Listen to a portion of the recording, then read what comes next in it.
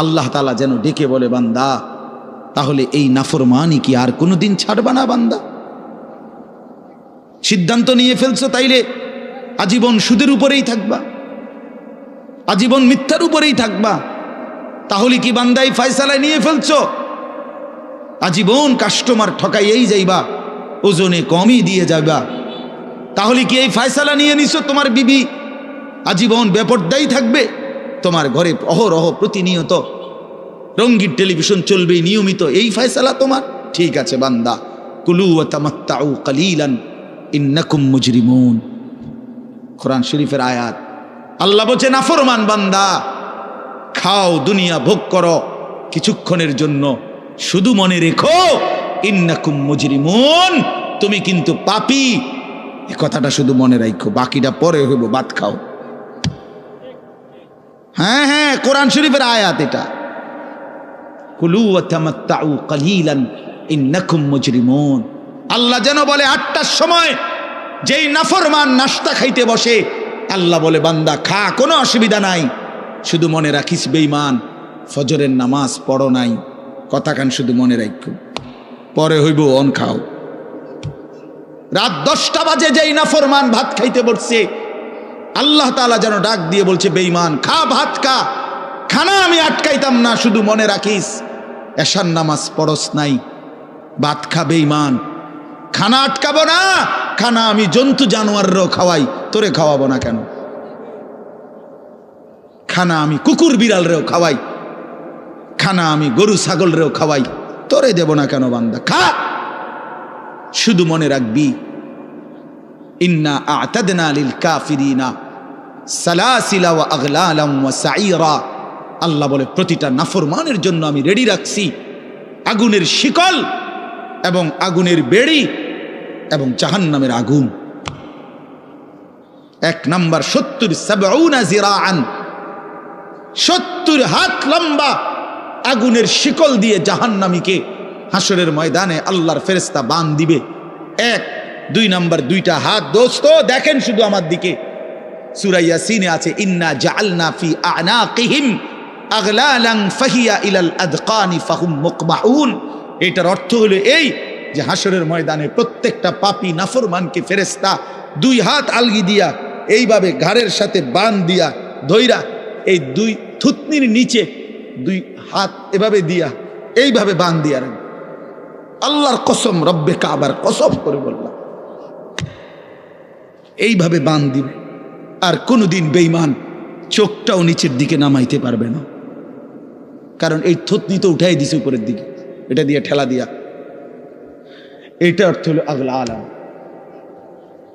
এই আয়াতের সূরা ইয়াসিনের এই আয়াতের অর্থ এটাই, ইন্না জাআলনা ফি আ'নাকিহিম আগলালান।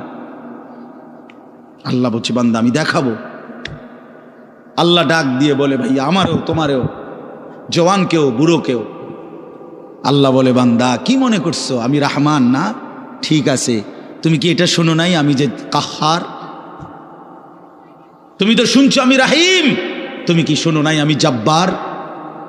আমি যুনতিকাম, আমি প্রতিশোধ গ্রহণকারী, আমি সারিউল হিসাব, দ্রুত হিসাবকারী, আমি জব্বার, আমি প্রবল প্রতাপান্বিত, কাহ্হার, আমি মুতাকাব্বির, আমি বারি। তুমি জানো না?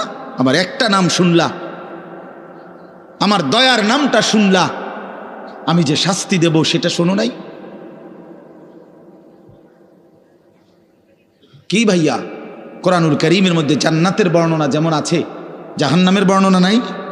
কথা বলেন না কেন? তো সেগুলো কার জন্য? সেগুলো কার জন্য? মা সালাকাকুম ফি সাকার ক্বালু লাম নাকু মিনাল মুসাল্লিন। একবারে সোজা বাংলা দেখেন, জাহান্নামী জাহান্নামে চিৎকার করবে, জাহান্নামের ফেরেশতা ডাক দিয়ে বলবে, বেঈমান জাহান্নামে কেন আসলি? ক্বালু লাম নাকু মিনাল মুসাল্লিন। নাফরমান বলবে, বন্ধু ফেরেশতা ভাই, আমি দুনিয়াতে নামাজি ছিলাম না। কি ছিলাম না? সরাসরি কোরআনের আয়াত। আল্লাহ বলেন, ওয়াইলুন ইয়াউমা ইদিল লিল মুকাদ্দিবিন। সমস্ত মিথ্যাবাদী নাফরমান পাপীদের জন্য সেদিন জাহান্নাম। যদি বলেন কেমন নাফরমান মাওলা, আল্লাহ বলেন ওয়া ইদা কিলা লাহুমুর কাউ লা ইয়ারকাউন। দুনিয়ায় এই নাফরমানকে যতবার বলা হয়েছিল রুকু করতে, সেজদা করতে, নামাজ পড়তে, বেঈমান নামাজ পড়ে নাই, এজন্য জাহান্নাম। কোরআনুল কারীমে আল্লাহ বলছেন কাল্লা ইদা বালাগাতিত তারাকি। নাফরমানের মৃত্যুর সময় যখন আসবে, মালাকুল মউত আজরাইল তারে যখন ডাক দিবে, আইয়াতুহান নাফসুল খাবিসা।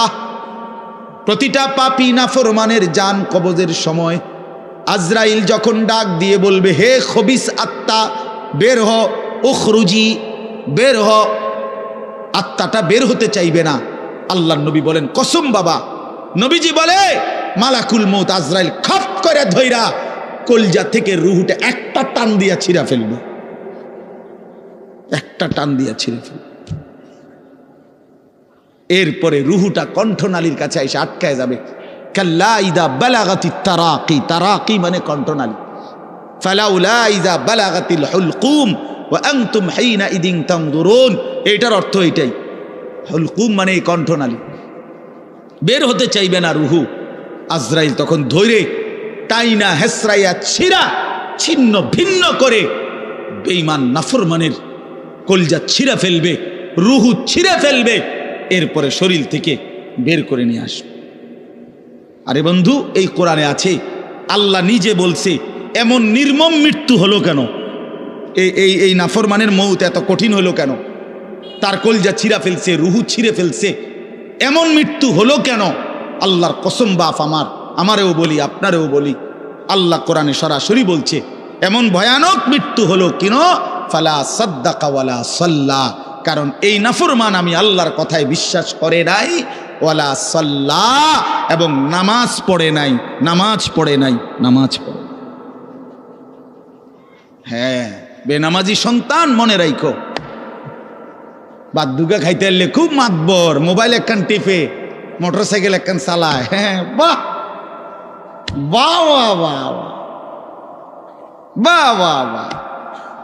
আর কি, আর ধরে কে? আমার একটা মোটরসাইকেল আছে, আমার একটা মোবাইল আছে, আমার কিছু বন্ধু আছে যারা আমার সারাক্ষণ অসৎ সঙ্গ দেয়। যখনই আমার সমস্ত নাফরমানি মন চায়, কিছু অসৎ বন্ধু মিলে যায়, যে বন্ধুরা আমার সারাক্ষণ চরিত্রহীনতা শিখায়, অসভ্যতা, নোংরামি, অশ্লীলতা, বেহায়াপনা শিখায়। এমন কিছু বন্ধু যার মিলে গেছে, একটা মোটরসাইকেল মিলে গেছে, একটা মোবাইল মিলে গেছে, তো নারীর ছবি, আড্ডা, জিনা, ব্যভিচারের দৃশ্য, মদের আড্ডা, জুয়ার আড্ডা, নারীর আড্ডা, নারীর আলাপ, অথবা মোবাইলের অশ্লীল ছবি দেখা, এই জিন্দিগি মুসলমান? এর জন্যই আল্লাহ তাআলা আমাদেরকে মুসলমানের ঘরে বানাইছিলেন। এজন্যই আমার বাবা মুসলমান, এজন্যই আমার মা মুসলমান।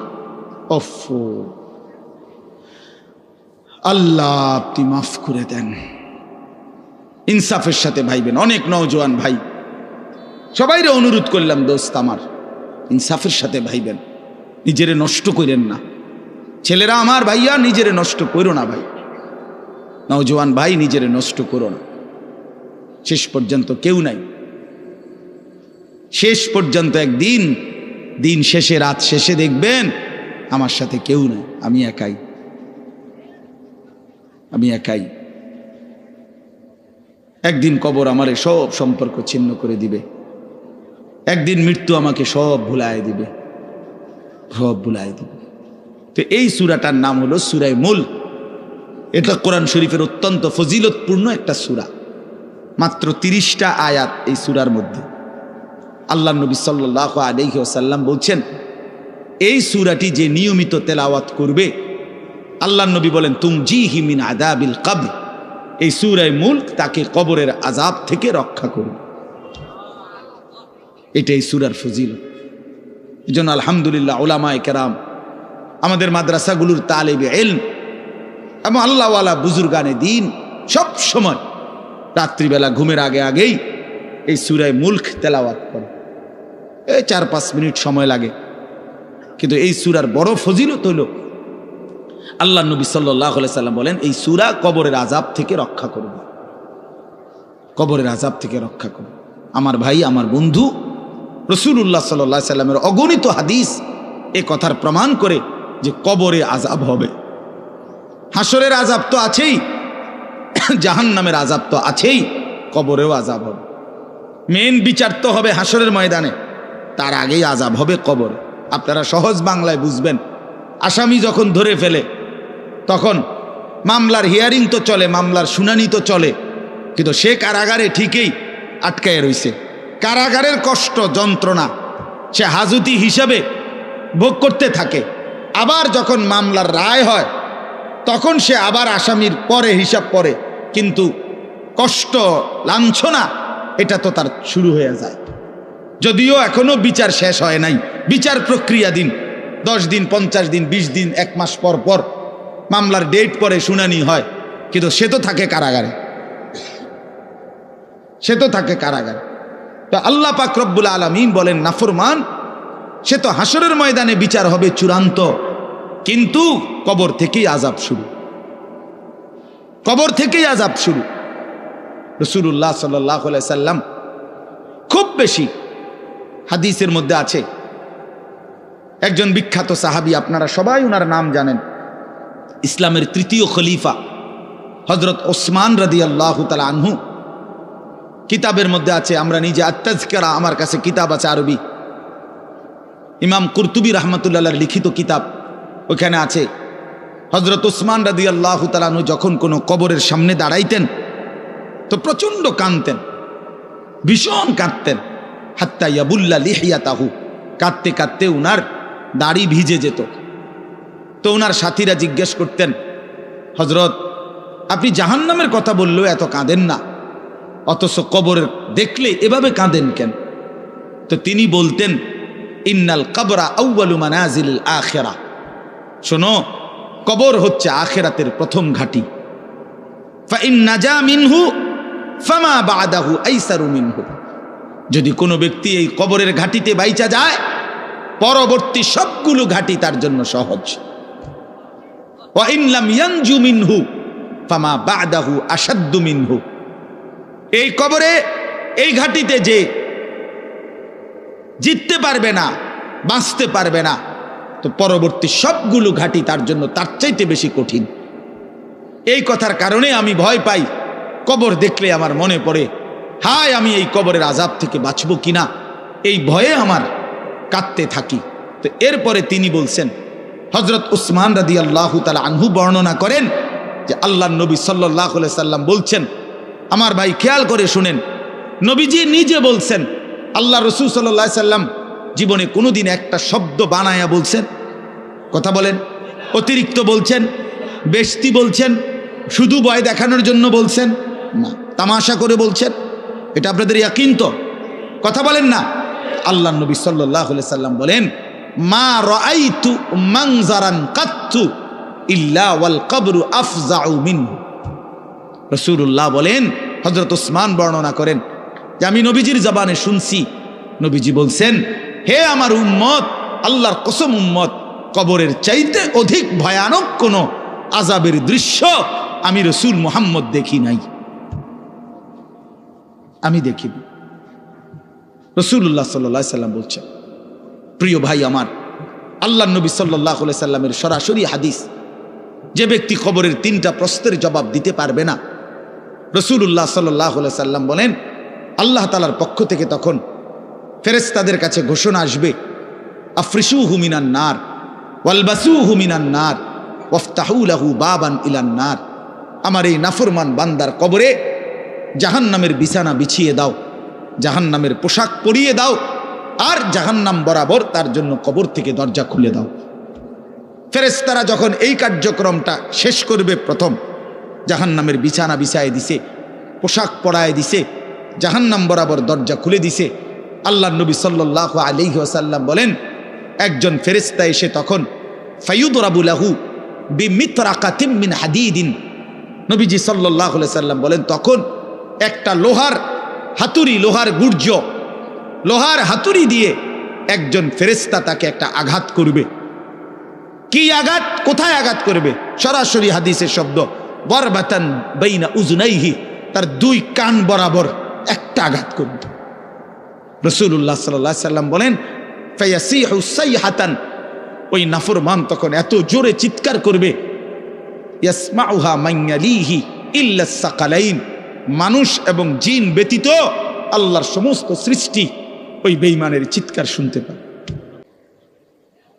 হ্যাঁ, রাসূলুল্লাহ সাল্লাল্লাহু আলাইহি সাল্লাম একদিন হযরত বারা ইবনে আযিব রাদিয়াল্লাহু তাআলা আনহু থেকে বর্ণিত, নবীজি একদিন এক সাহাবীর জানাজা পড়তে গেছেন। জানাজা পড়তে গিয়ে খালি কবরের সামনে কিছুক্ষণ দাঁড়াইছেন। তখনও ওনারে কবরে রাখে নাই, জানাজাও পড়ায় নাই। নবীজি আগে গিয়া কবরটার সামনে দাঁড়াইছে। হযরত বারা ইবনে আযিব বলেন, আমরা নবীজির সাথে ছিলাম। আল্লাহ নবী সাল্লাল্লাহু আলাইহি সাল্লাম কবরের খালি এই কবরে দেখা অঝরে কাঁদতে শুরু করছে। আমরা সবাই সাহাবীরা নবীজির সাথে কাঁদতে শুরু করলাম। অনেকক্ষণ কাইদা নবীজি চোখের পানি মুইছা আজীব কথা বলছে নবী। রাসূলুল্লাহ সাল্লাল্লাহু আলাইহি সাল্লাম সাহাবীদেরকে লক্ষ্য করে বলছে, ইয়া ইখওয়ানি লিমিসলি হাদা ফাআইদ্দু, আমার বন্ধুরা, আমার সাথীরা, এই কবরে যাওয়ার জন্য তোমরাও রেডি হও। ফাআইদ্দু, তোমরাও প্রস্তুতি নাও, অচিরেই তুমি আমি সবাই এই কবরেই পৌঁছে যাইতে হবে। রাসূলুল্লাহ সাল্লাল্লাহু আলাইহি সাল্লাম বলছে, প্রিয় বন্ধু আমার, জওয়ান সাথী আমার, সামান্য এই কয়েকটি জওয়ানি নষ্ট না করা, নষ্ট না করা, কোনোভাবেই নষ্ট না করা। তো এই জন্য বললাম, এই সূরা মুলক এটা আল্লাহ তাআলা অত্যন্ত ফজিলতপূর্ণ একটি সূরা। রাসূলুল্লাহ সাল্লাল্লাহু আলাইহি সাল্লাম বলছেন এটা কবরের আযাব থেকে রক্ষা করবে। এই সূরা নিয়মিত তাফসীরের মধ্যে আমি নিজে পড়ছি, তাফসীরে কুরতুবিতে আছে। আল্লাহ নবী সাল্লাল্লাহু আলাইহি সাল্লাম বলেন, লাওয়াদিত্তু, নবীজি বলেন আমার দিলের আশা, আমার দিলের তামান্না, আমার উম্মতের প্রতিটা মুমিন তার কলিজার ভিতরে, তার জবানে এই সূরা মুলক থাকুক, সূরা মুলক থাকুক। অর্থাৎ রাসূলুল্লাহ সাল্লাল্লাহু আলাইহি সাল্লাম বলতেন, আমার প্রতিটা মুমিন বান্দা উম্মত যেন এই সূরা মুলক তেলাওয়াত করে, যেন কবরের আযাব থেকে রক্ষা পায়। নবীজি 5 ওয়াক্ত নামাজের পরে, আল্লাহর কসম ভাই, এখানে অনেক ওলামায়ে কেরাম আছে, আপনি জিজ্ঞাসা করুন, নবীজি 5 ওয়াক্ত নামাজের পরে, সরদারে দু আলম নবীর তো কোনো গুনাহ নাই, তিনি নিষ্পাপ, তিনি তো জান্নাত উদ্বোধন করবেন। আনা আউয়ালু মান ইয়াকরাউ বাবাল জান্নাহ, নবী বলছে আমি সেই মুহাম্মদ যে প্রথম জান্নাতের দরজা আমি নাড়ব, জান্নাতের কড়া নাড়ব আমি মুহাম্মদ। ভেতর থেকে ফেরেশতা বলবে আপনি কে? আমি বলবো মুহাম্মদ। ফেরেশতা বলবে আনতাজিরুলাক, আমি তো আপনার অপেক্ষাই করছিলাম, আপনি আসবেন বলেই তো অপেক্ষায় ছিলাম, আপনি উদ্বোধন করে দিলেই তো বাকিরা ঢুকবে। তো সেই নবী যিনি জান্নাত উদ্বোধন করবেন, তিনি 5 ওয়াক্ত নামাজের পরে ভাইয়া প্রতিদিন তিনি যেই কথাটা দোয়া করতেন, এর মধ্যে একটা দোয়া এটা, আল্লাহুম্মা ইন্নী আউযু বিকা মিন আযাবিল কবর ওয়া মিন ফিতনাতিল কবর ওয়া মিন ফিতনাতিল মাসীহিদ দাজ্জাল ওয়া মিন ফিতনাতিল মাহইয়া ওয়াল মামাত। আল্লাহ, আমি কবরের আযাব থেকে পানাহ চাই। নবীজি নিজে বলতেন, নবীজি নিজে বলতেন। প্রিয় ভাই, বাবা আমার, চলেন সবাই নিয়ত করি, নিজেকে গুনাহ থেকে বাঁচানো দরকার, নিজের আল্লাহর নাফরমানি থেকে বাঁচানো দরকার। আল্লাহ তাআলা বলেন, ইন্নাল্লাযীনা ইয়াখশাউনা রাব্বাহুম বিল গায়ব, আমি আল্লাহকে না দেখে, আমার কথাগুলো আখিরাত সম্পর্কিত, এগুলোকে না দেখে যারা আমি আল্লাহকে ভয় করে, আখিরাতকে ভয় করে, জাহান্নামকে ভয় করে, কবরকে ভয় করে, আল্লাহ বলেন, তাফসীরের মধ্যে লিখছে ভয় করে মানে হলো গুনাহ বর্জন করে। কোন ব্যক্তি আল্লাহকে ভয় করে, খোদার কসম, এই কথার অর্থ হলো গুনাহ ছেড়ে দেয়। যে গুনাহ ছেড়ে দেয় সে আল্লাহকে ভয় করে, যে আল্লাহকে ভয় করে সে গুনাহ ছেড়ে দেয়। কোনো নাফরমান আল্লাহকে ভয় করে না, আল্লাহকে ভয় করলে গুনাহ করতে পারে না। বুঝেন নাই বাংলা কথাটা? এটা কাগজের এপিট ওপিট। কাগজের এই পিঠ ওই পিঠ, এই পিঠে যদি লেখা আছে আল্লাহর ভয়, তো ওই পিঠে লেখা থাকবে গুনাহ বর্জন।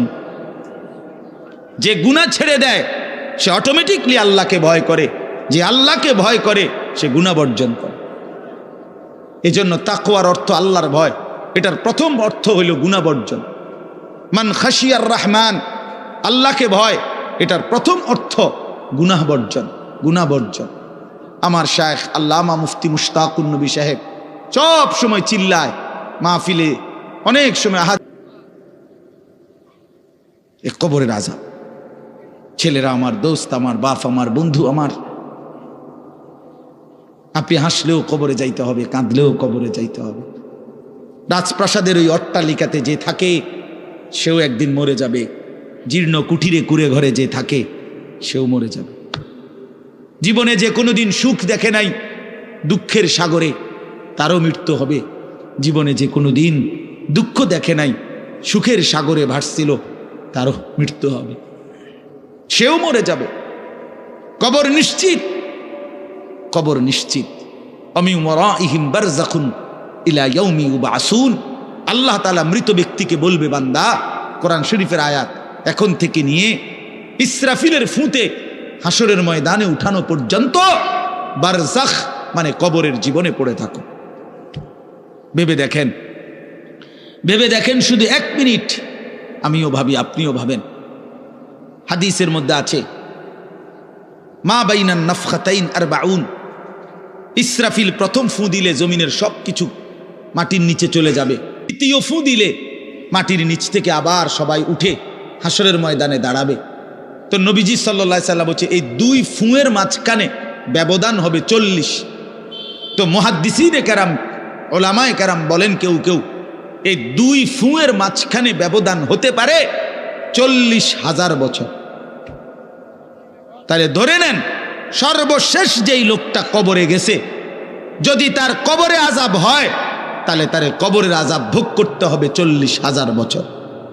এবার বলেন তো এখন যারা মরতেছে, এবার বলেন তো রাসূলুল্লাহ সাল্লাল্লাহু আলাইহি সাল্লামের জমানায় যারা মারা গেছে, এবার আরো পিছনে যান ইব্রাহিম আলাইহিস সালামের জমানায় যারা মারা গেছে, এবার আরো পিছনে যান নূহ আলাইহিস সালামের জমানায় যেই অবিশ্বাসী বেঈমানগুলো মারা গেছে, তারা আজকে কত বছর যাবত কবরে আযাব ভোগ করতেছে। বুঝছেননি আমার কথাটা? হ্যাঁ, কোরআন শরীফে আছে ওমান আ'রাযা আন যিকরি ফাইন্না লাহু মাঈশাতান যানকা ওয়া নাহশুরুহু ইয়াওমাল কিয়ামাতি আ'মা। আল্লাহ বলেন আমার স্মরণ থেকে যে মুখ ফিরায় নিল, আমার বন্দিগি, আমার ইবাদত, আমার হুকুম পালন, আমি তার জীবন করে দেব সংকীর্ণ এবং তার হাসরের ময়দানে উঠাবো অন্ধ। এই জীবন সংকীর্ণ করার একাধিক তাফসির, এর মধ্যে একটা তাফসির হলো এইটা যে আল্লাহ জীবন সংকীর্ণ করে দিবে মানে তার কবরের মধ্যে তার কবরটাকে একেবারে সংকীর্ণ করে দিবে। আল্লাহ রসুল বলছে নাফরমানের কবর রাইখা যখন ফেরেশতা চলে যাবে, কবর ডান পাশের মাটি তারে একটা চাপ দিবে বাম দিকে, বাম দিকের মাটি এক ডান দিকে, আল্লাহর কসম ডান পাশের হাড্ডি পাঁজর ভাঙ্গা ডান দিকে বাম দিকে চলে যাবে, বাম দিকের হাড্ডি পাঁজর ভাঙ্গা। রাসূলুল্লাহ সাল্লাল্লাহু আলাইহি ওয়াসাল্লাম বলছে বন্ধু দেখেন হাত্তা তাখতালিফা আদলাউহু, এই 2 আঙ্গুল যেভাবে এভাবে একটাটার ভিতরে ঢুকে গেছে, খোদার কসম ডান পাশের হাড্ডি পাঁজর বাম পাশের হাড্ডি পাঁজর এইভাবে একটার ভিতরে ঢুকে যায়। এইটার অর্থ এটা। জারি করে বলে যে বাপ গুনাহ আগুন, গুনাহ আগুন, গুনাহ আগুন। প্রতিটা গুনার পিঠে ওই পিঠে আগুন আছে। নারীর প্রতিটা বেপর্দা দৃশ্যের মধ্যে খোদার কসম আগুন জ্বলে। ওই সিনেমার নর্তকীর শরীরে আগুন জ্বলে, ওই নায়িকার শরীরে আগুন জ্বলে, মোবাইলের ওই অস্থির ছবির মধ্যে আগুন জ্বলে, মদের আড্ডায় আগুন জ্বলে, জুয়ার আড্ডায় আগুন জ্বলে, সুদের টাকায় আগুন জ্বলে, ঘুষের টাকায় আগুন জ্বলে, বেপর্দা নারীর শরীরে আগুন জ্বলে। ওইটা রূপ না, ওইটা আগুন, ওইটা জাহান্নাম, ওইটা জাহান্নাম। আল্লাহ তাআলা বলেন ইন্নাল্লাযীনা ইয়াখশাউনা রাব্বাহুম বিল গায়ব। আল্লাহ তাআলা বলেন আমার যেই বান্দারা আমার আখিরাত, আমার জাহান্নাম, আমার পরকাল, আমার কবর, এই কথাগুলোকে ভয় করে, আমি আল্লাহকে ভয় করে, না দেখে আল্লাহ বলেন আমি ওয়াদা দিলাম লাহুম মাগফিরাতুন ওয়া আজরুন কাবীর, আমি তাদের পেছনের সব গুনাহ মাফ করে দেব আর আমার সবচেয়ে বড় পুরস্কার জান্নাত দিয়ে দেব। এরপরে আল্লাহ বলেন ওয়া আসিররু কাওলাকুম আবিজহারু বিহি ইন্নাহু আলিমুম বিজাতিস সুদূর।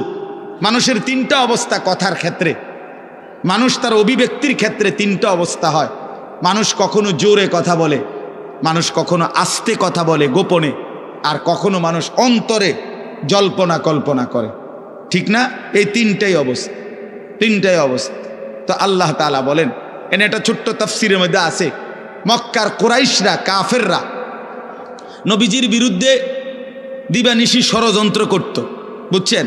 তো ষড়যন্ত্র করতে বইলে মাঝে মধ্যে এই বেকুবরা বইলে কইতো আস্তে ক, আস্তে, এই আস্তে ক বেটা, আসিররু, আস্তে কথা বলো, কাই লা ইয়াসমা রব্বা মুহাম্মদ, মুহাম্মদের খোদা যেন শুনতে না পায়। শুনলে কি অসুবিধা হইব? হেরাই বলতো শুনলে জিবরাইলের কাছে কইয়ে দিব, হে আবার মুহাম্মদের কাছে এসে কইব, একবারে ফেঁসে পড়ুন। হ্যাঁ, তাফসীরের মধ্যে আছে। আল্লাহ তাআলা বলেন হায় হায় রে বেওকুফ, কি বললি, কি ভাবলি, আল্লাহরেই চিনলি না, আল্লাহকেই চিনলি। হ্যাঁ, অনেক নওজোয়ান হ্যাঁ বেচারা ইয়ারফোন লাগাইলে মনে করে কেউ শোনে না, না ইয়ারফোন লাগাইলেছে আর কি, বুঝেন না? কানের মধ্যে দুইটা বল্টু লাগাইছে, খালাস, আর তো দুনিয়ার কেউ শুনে না। আরে না ফরমান, দুনিয়ার কেউ শুনে না সেটা তো কথা না, আর শাজিমের মালিক তো শুনে। ওয়া আসিররু কাওলাকুম আবিজহারু বিহি, রব্বুল আলামিন বলেন তোমরা যদি আস্তে কথা বলো, আবিজহারু বিহি, যদি জোরেও কথা বলো, ইন্নাহু আলিমুম বিদাতিস সুদূর, আল্লাহ বলে শুধু এই দুইটা না বান্দা, আস্তে বলো, জোরে বলো, অথবা অন্তরের ভিতরে যা লুকায়িত করো, আমি আল্লাহ সবটাই পুরাপুরি জানি। এরপরে শেষ অসাধারণ একটা যুক্তি আল্লাহ দেখাইছে, এই শেষ কথা আমার, আলা ইয়ালামু মান খালাক, আজীব কথা। আল্লাহ বলে আচ্ছা বান্দা, তোমার আমি একটা কথা জিজ্ঞাই, তুমি আমার কথাটার উত্তর দাও। এর কথা কি তুমি বুঝো না যে আলা ইয়ালামু মান খালাকা, যে সৃষ্টি করলো, যে বানাইলো, তিনি জানবে না, তিনি বুঝবে না, তিনি শুনবে না, এটা তুমি কেমনে ভাবলা? তুমি কও, তোমার বিবেকে কি কর? এতটি ভাত খাইয়া বুঝিয়ে কথাটা বুঝলা না, এতদিন দুনিয়ার থেকে বুঝিয়ে কথাটা বুঝলা না। আলা ইয়ালামু মান খালাক, এই তৃতীয় আয়াত। আল্লাহ বলেন যিনি সৃষ্টি করলেন তিনি জানবে না? যে কোম্পানি এটা বানাইছে সে জানে না এখান দিয়ে কথা বলে না, এন দিয়ে কথা বলে? কথা বলেন না কেন? তো যিনি সৃষ্টি করলেন আল্লাহ, আমরা কি করছি না করছি তিনি আমাদের কথা জানবেন না? কথা বলেন না, বলেন না, শুনেন তিনি? আল্লাহ শুনেন কিনা, দেখেন কিনা, জানেন কিনা? ওহুয়াল লতীফুল খবীর, আল্লাহ বলেন তিনি সূক্ষ্ম থেকে সূক্ষ্ম, বিন্দু থেকে বিন্দু সেটাও জানেন। খবীর, পুরা সৃষ্টির খবর একসাথে তিনি পূর্ণ রাখেন, পূর্ণ রাখেন। এজন্য দোস্ত আমার, রাত 2টা বাজে, নওজোয়ান মনে করছে চারিদিকে কেউ জেগে নাই, সবাই ঘুমায় গেছে, এজন্য সে মোবাইলের উলঙ্গ ছবি দেখছে। আল্লাহ ডাক দিয়া বলে আনিস আমি আছি। মালিক ডাক দিয়া বলে আলাম ইয়ালাম বিআন্নাল্লাহা ইয়ারা, তুমি কি এই ভেবেছ তুমি জানো না বান্দা আমি যে সারাক্ষণ তোমাকে দেখি? আল্লাহ তাআলা রাতেও দেখে, দিনেও দেখে, একাকীও দেখে, প্রকাশ্যও দেখে, অন্ধকারেও দেখে, আলোতেও দেখে।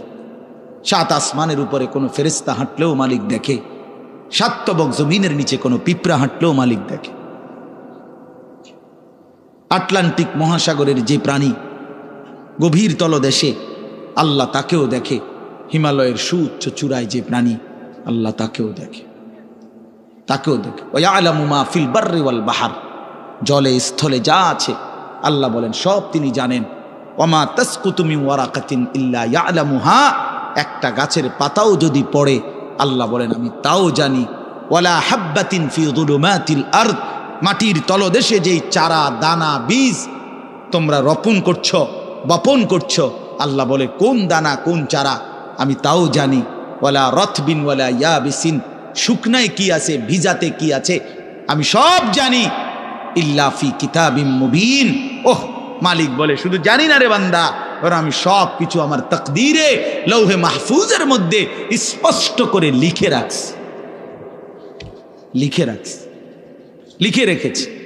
অতএব বাপ আমার, বন্ধু আমার, দয়া করে মেহেরবানি করে এই মাহফিলগুলো আসলে আপনাদের কাছে কোনো 23 বছরের পুরা ইসলাম বুঝানো, একদিনে 1 ঘন্টা এটা না, অর্থ হলো বিবেকটা জাগানো, অনুভূতিটা একটু জাগানো, ঠিক না?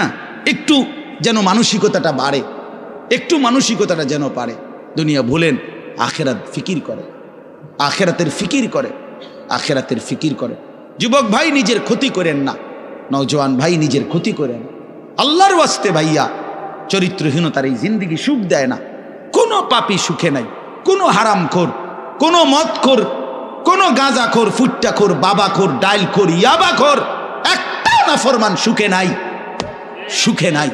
কোন বেপরদা নারী সুখে নাই।